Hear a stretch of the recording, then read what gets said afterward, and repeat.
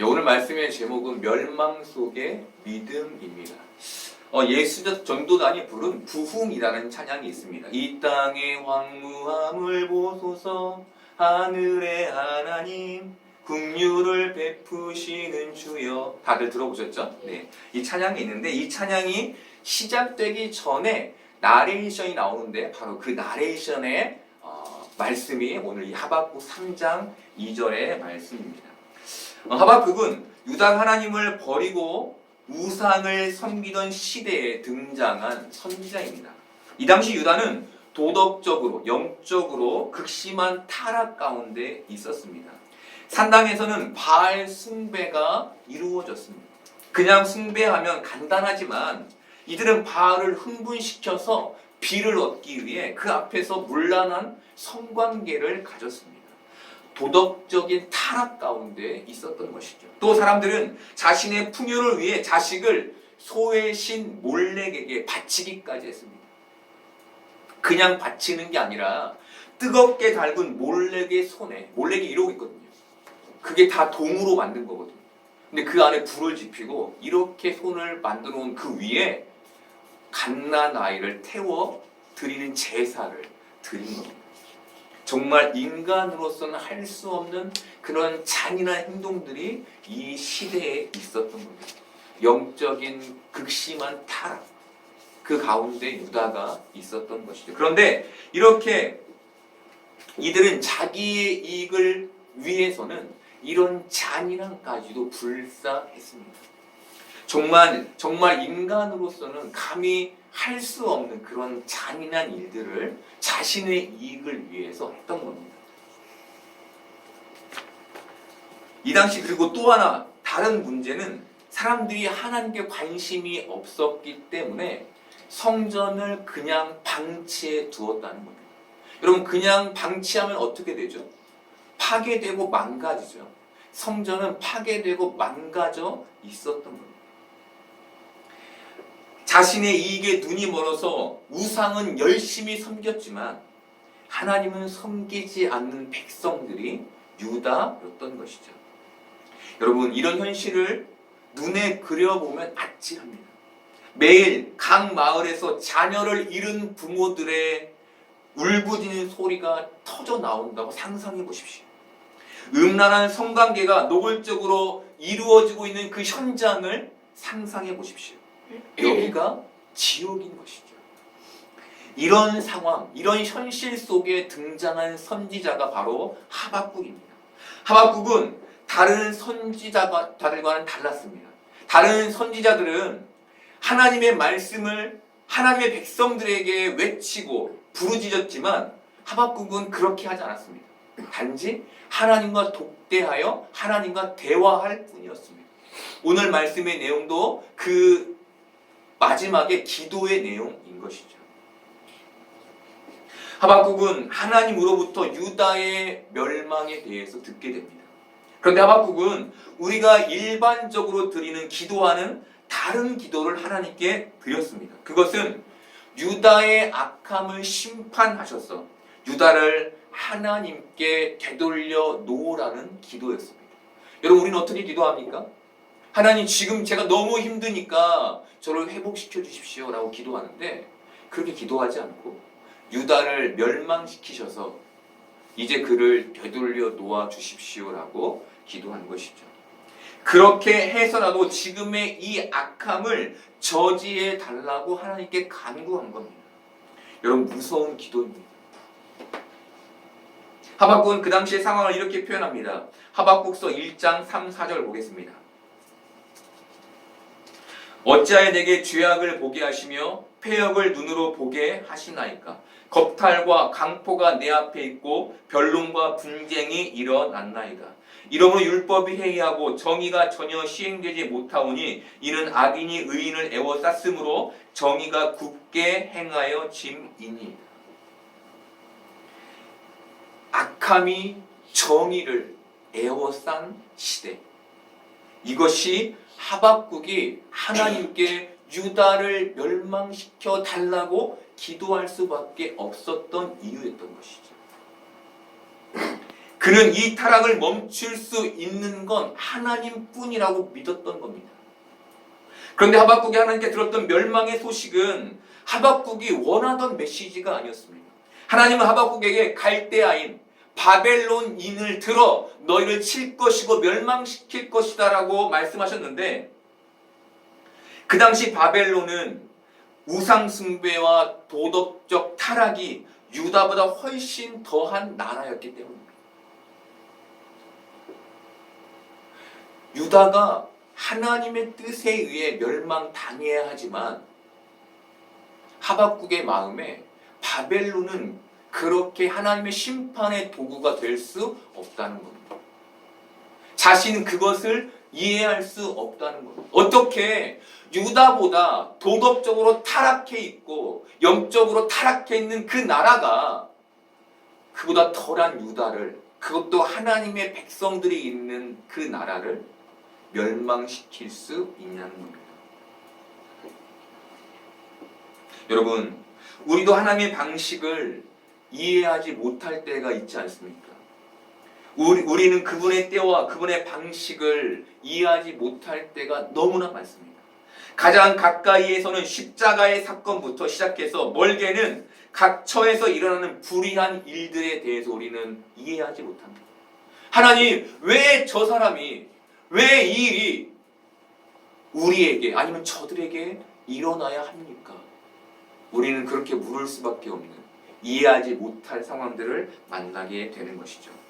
어떤 목사님이 하나님이 우리를 훈련시키는 방법은 하나님이 병이나 아픔보다는 우리 주위에 악한 사람을 두는 것으로 우리를 더욱 훈련시키신다라는 말을 하는 것을 들었습니다.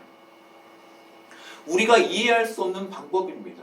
우리는 그걸 원하지 않죠. 그렇죠? 우리를 그냥 깨닫게 하시고 아니면 조금 자극 정도를 줘서 우리를 돌이키시길 원하는데, 끝없이 우리 마음에 악한 영향을 주는 사람을 붙여놓고 너 거기에서 믿음을 발휘해 라고 우리를 훈련시키신다는 겁니다. 이렇게 이해할 수 없는 방법들이 우리의 삶에 하나님의 깊은 지혜 가운데 일어나는 것이죠. 그런데 하나님은 이런 악함 속에서 의인은 그의 믿음으로 말미암아 살리라라고 말씀하십니다. 의인은 악한 세상에서 오롯이 믿음으로 사는 존재라는 겁니다. 우리가 곧 멸망하게 될 악한 세상에서 악함의 영향 가운데 있고 악함에 둘러싸여 살게 되는데, 그 안에서 믿음의 훈련을 받고 살고 있는 존재라는 것이죠. 그냥 하나님이 너 힘들게 내버려 두는 것이 아니라, 아니 내가 지금 너에게 믿음의 훈련을 시키는 거야. 너 마음이 너무 어렵지? 내가 믿음의 훈련을 시키는 거야. 너 몸이 너무 아프지? 내가 너 믿음의 훈련 시키는 거야. 우리 주위에 악한 사람들을 두므로 하나님이 우리를 오직 믿음으로 살게 하는 사람으로 빚어가고 계신다는 겁니다. 그래서 우리 주위에 악한 사람들이 있기 때문에 우리가 그렇게 세상에서 아프고 힘든 겁니다. 세상이 고되고 어려운 겁니다. 이게 우리에게 주어진 현실인 겁니다. 여러분, 우리가 이 현실을 만날 때 어떻게 합니까? 믿음으로 기도하게 되죠. 하나님, 저를 좀 구해 주십시오. 만약 우리의 삶이 평안하다면 우리가 하나님께 그런 간절한 기도를 할 수 있겠습니까? 아니죠. 지금 우리 모두는 믿음의 훈련 가운데 있는 겁니다. 믿음이라는 단어의 뜻은 하나님을 신뢰하다입니다. 눈에 보이지 않고 우리가 믿음으로 아는 그 하나님을 신뢰하며 사는 것, 그것이 믿음의 삶인 것이죠. 이 악한 세상의 영향 속에서도 하나님을 의지하며 그분의 역사와 그분의 인도를 신뢰하며 사는 게 믿음의 훈련이며 삶인 겁니다.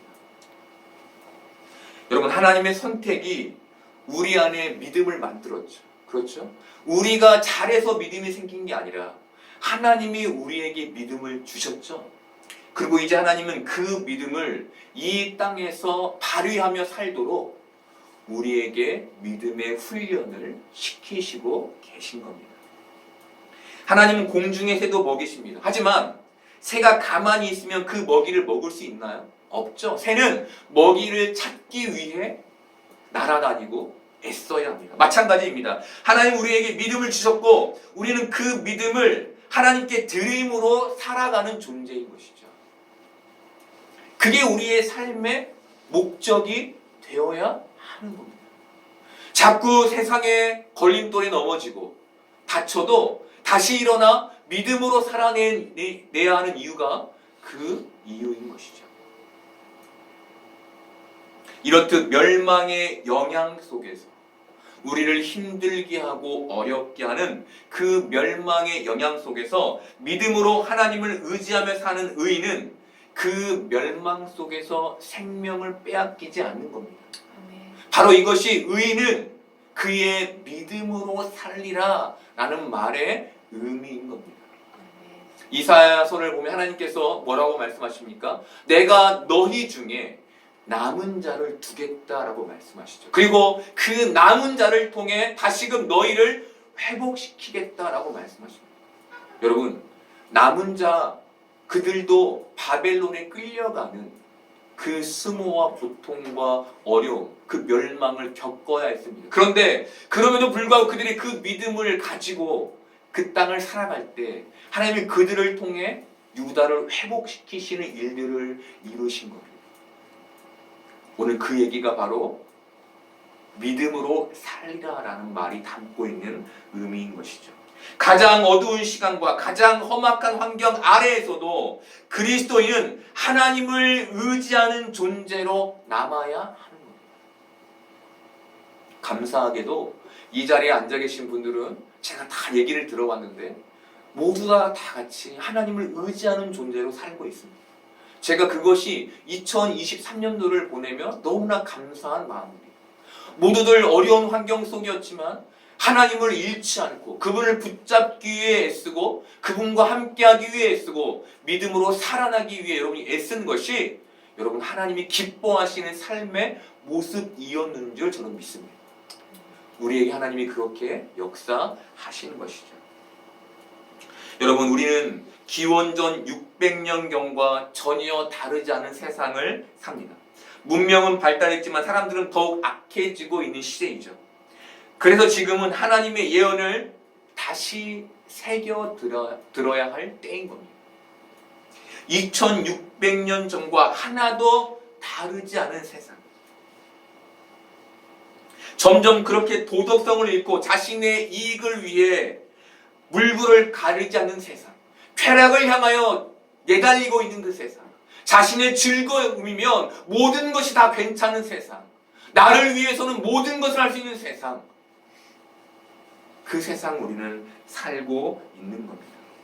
그런데 우리는 이 악한 세상을 믿음으로 말미암는 삶으로 살아야 할 존재인 것이죠. 아멘. 여러분, 믿음을 가지셔야 합니다. 아멘. 하나님이 눈에 보이지 않지만 하나님이 내 삶에 개입하시고 계시지 않은 것 같지만 그럼에도 우리는 그 아무 눈에 보이지 않는 그 하나님을 증언하는 자로 이 땅을 살아가는 존재인 것을 잊으면 안 되는 것이죠. 하박국은 오늘 말씀에서 여호와여 내가 주께 대한 소문을 듣고 놀랐나이다 라고 말합니다. 세상에서는 유다의 그 환경과 현실에서는 하나님의 이름이 이미 땅에 떨어져 버렸습니다. 하나님을 찾지 않고 하나님을 부르지 않는 시대가 되어버린 것이죠. 하지만 하박국만은 하나님의 그 위대하신 일들, 하나님께서 그 이스라엘을 출애굽시키시고 가나안으로 드리는 모든 사건, 그 모든 위대하신 일들을 들은 겁니다. 그리고 그는 그 행하신 일을 듣고 놀란 겁니다. 그 옛날 일을 너는 믿니? 라고 듣지 않고 그 일을 행하신 하나님의 실제하심을 그는 믿은 것이죠. 그리고 그 하나님만이 지금 이 유다의 죄악을, 이 유다의 경거망동을 끊어낼 수 있다고 믿은 겁니다. 그리고 그 능력으로 주의 일을 이 수년 내에 부응하게 하옵소서, 이 수년 내에 나타내시옵소서, 진노 중에라도 긍휼을 잊지 마옵소서라고 기도한 겁니다. 하나님은 소돔과 고모라를 멸망시키셨습니다. 그 가장 큰 이유는 그들의 그 쾌락의 죄악이 너무 깊었기 때문이었습니다. 그런데 여러분, 유다가 같은 모습을 갖고 있는 겁니다. 그리고 지금 우리가 사는 이 현실 또한 소돔과 고모라와 별반 다르지 않은 시대인 겁니다. 이것이 무엇을 의미합니까? 멸망을 의미하는 겁니다. 하나님께서 그 쾌락의 죄악 가운데 헤매고 있는 소돔과 고모라를 멸망시키신 것처럼 그 쾌락 가운데 자신의 이익 가운데 살고 있는 유다를 멸망시키신 것처럼 소돔과 고모라 같은 이 현실을 멸망시키신다는 겁니다. 하나님께서 이 시대를 그곳으로 끌고 가고 계신다는 겁니다. 여러분, 지금 많은 사람들이 쾌락을 추구하고 있죠. 사람들은 쾌락을 얻기 위해 양심을 팔고 도덕을 깨뜨리는 죄를 서슴지 않고 있습니다. 바울은 이런 세상을 로마서 1장 26절부터 32절까지 해서 이렇게 말합니다. 하나님께서 그들을 부끄러운 욕심에 내버려 두셨으니, 하나님이 신경 쓰지 않고 내버려 두셨다는 것이죠.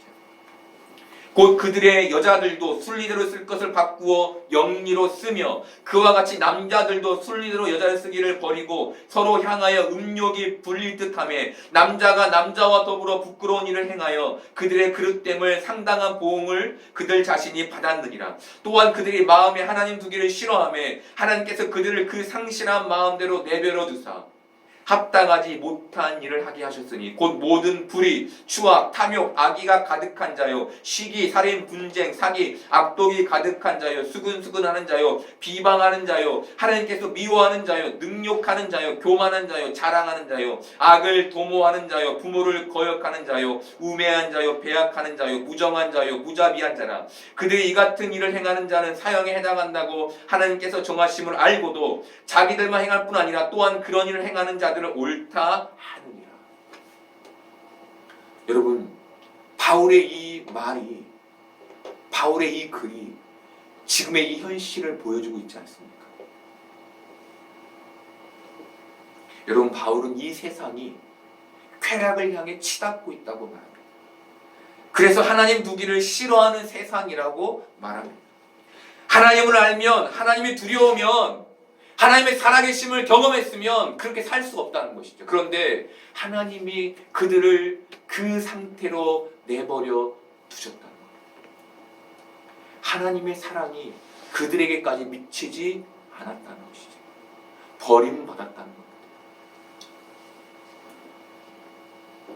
쾌락은 하나님을 떠나게 만듭니다. 세상은 우리가 하나님을 떠나게 하는 것에 그 목적이 있습니다. 그런데 하나님께서 뭐라고 말씀하십니까? 이를 행하는 자는 사형에 해당한다라고 말씀하시죠.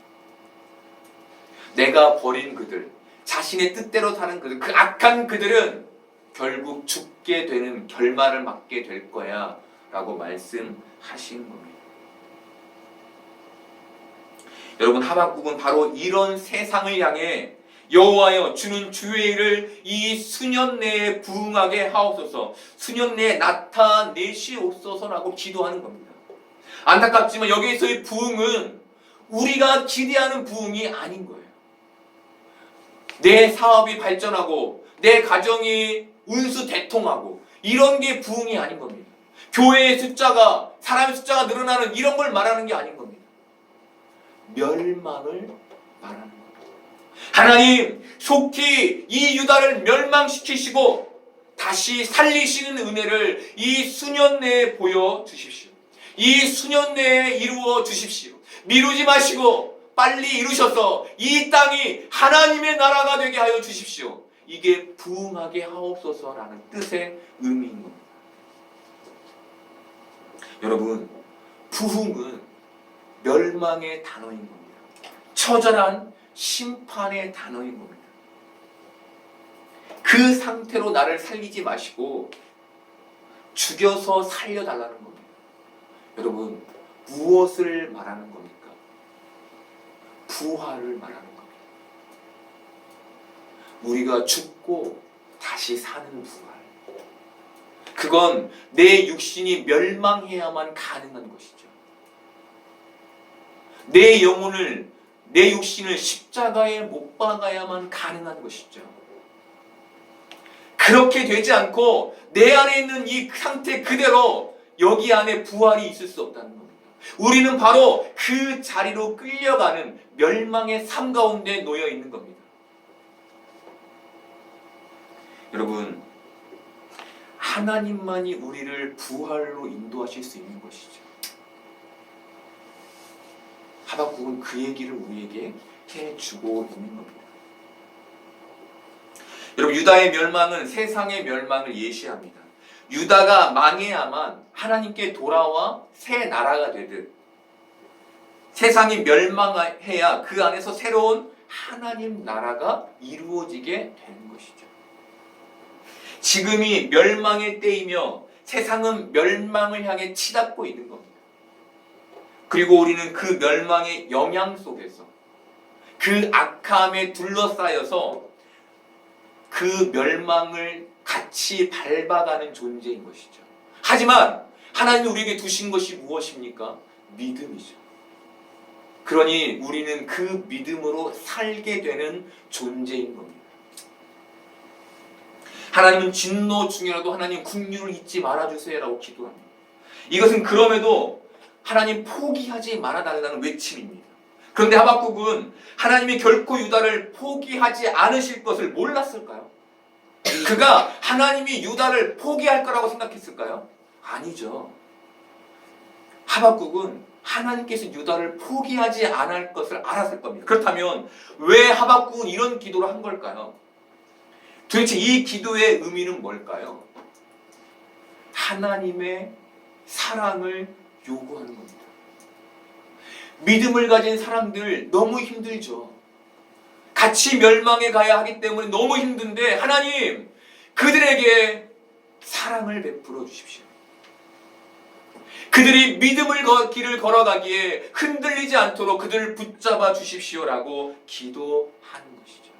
더 나아가 어떤 기도입니까? 하나님, 유다의 하나님을 등진 사람들이 하나님의 사랑 안에서 다시 회복하여 하나님께로 마음을 돌려 주께 나아갈 수 있도록, 주님을 붙잡을 수 있도록 해달라는 간구인 겁니다. 험악한 현실에 부딪혀 괴롭고 힘든 시간을 보낼 때 하나님을 등지는 게 아니라 하나님께 돌아오게 되는 것, 하나님께 마음을 열고 하나님께 은혜를 누릴 수 있게 되는 것, 이것이 긍휼을 베풀어 달라는 하박국의 간구의 의미였던 겁니다. 여러분, 멸망이 있어야만 우리는 우리의 한계와 이해를 벗어날 수 있습니다.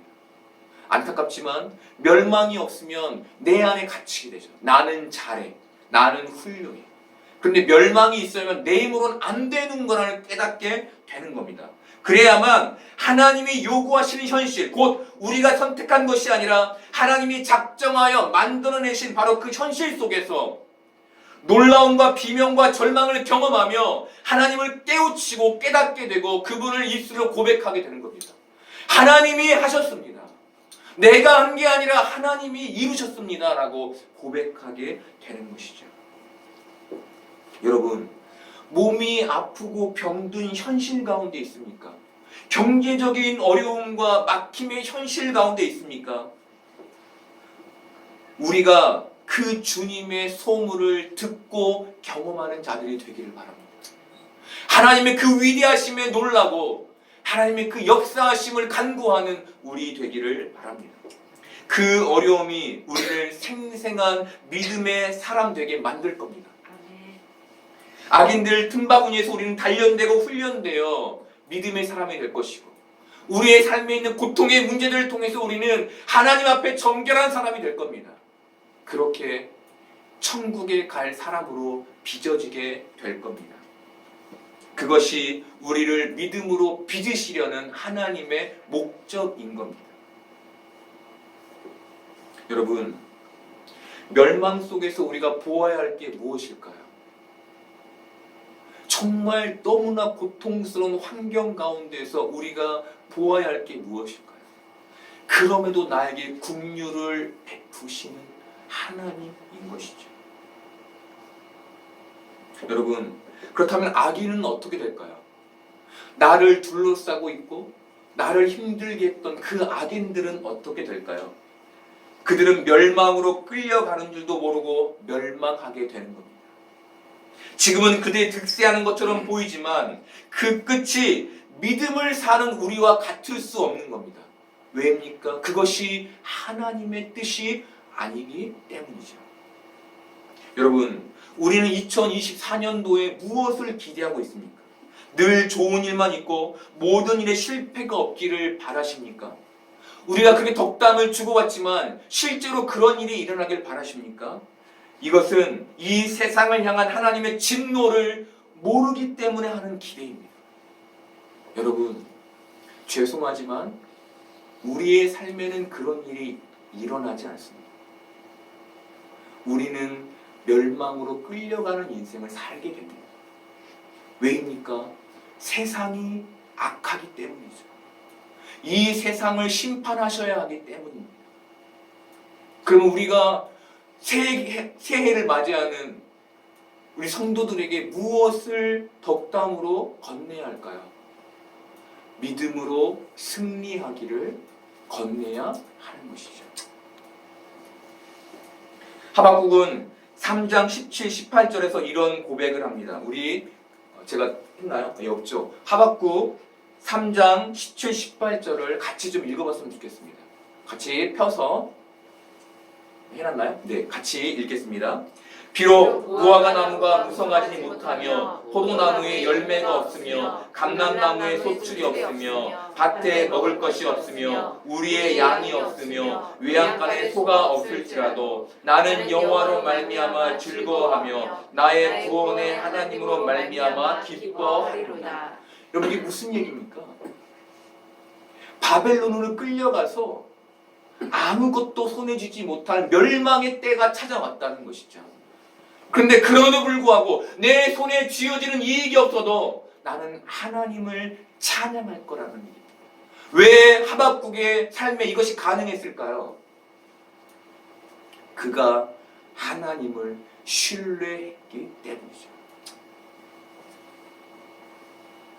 여러분, 우리에게도 이런 고백이 있어야 하는 겁니다. 여러분, 삶이 여러분이 생각한 것처럼 흘러가지 않죠.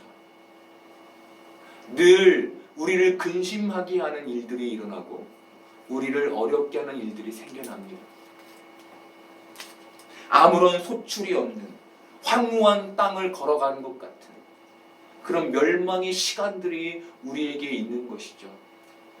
그때 우리는 하나님께 뭐라고 말해야 합니까? 나는 소출로 인하여서가 아니라 여호와로 말미암아 즐거워하며 나의 구원의 하나님으로 말미암아 기뻐합니다 라고 고백해야 하는 겁니다.